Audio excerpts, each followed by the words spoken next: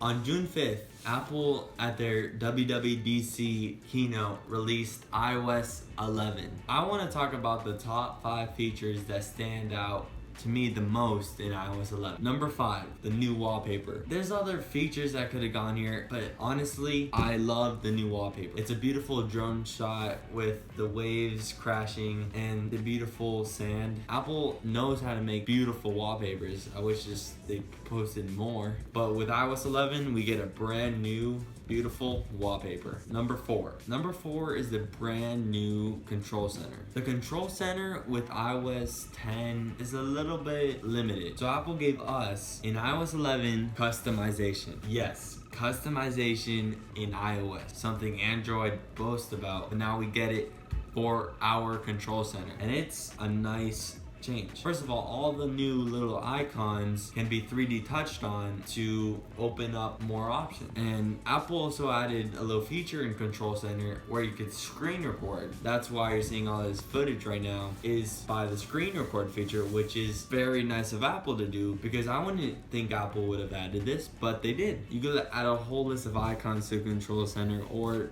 don't add any at all. But my favorite little feature part of the Control Center is for sure the screen record. Number 3 is the revamped App Store. Apple at WWDC said that they haven't changed the UI of the App Store ever since iOS 1, 10 years ago. Apple has finally revamped the whole UI of the App Store. I gotta say, it looks very clean and sleek. That matches the whole iOS 11 vibe. With the new App Store, games and apps get a separate tab.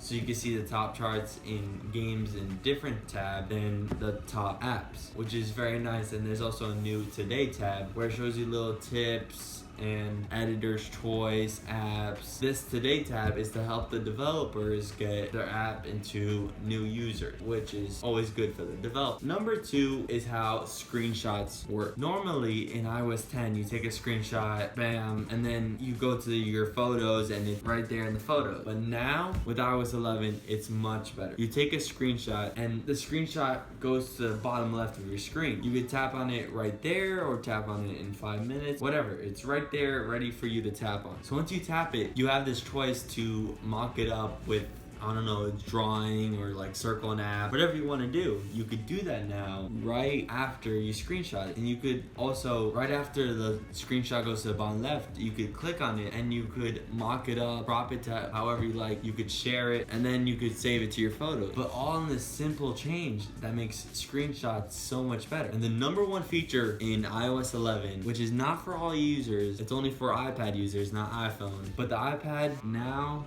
has a nice new dock at the bottom. This new dock is just like the ones on all the Macs. There's just a set of apps on the bottom, not just the regular 4. You can fit like 10 apps on the bottom, which is a very nice change. So you don't have to scroll through the screens to get to the app you want. You just have all those 10 apps right there available to you, quick and easy. You can just click it and get right into the app. This makes the iPad actually use its space a lot better than you used. In iOS 10, iPad just used to have 4 apps like every iOS device had. But now with iOS 11, you could fit 2 times as much apps, plus more. So not only 8 apps, you could fit 10, more than that. With iOS 10, the iPad felt like it was wasting its larger display. It was just like an enlarged iPhone. The iPad's finally gonna use its larger display with the new iOS 11 features like multitasking and the dock. iOS 11 is a great update for the iPad and a good update for the iPhone. But there's other iOS 11 features that I didn't talk about, like lane assist in Apple Maps, customization for live photos in the Photos app, and the revamped Siri that can actually compete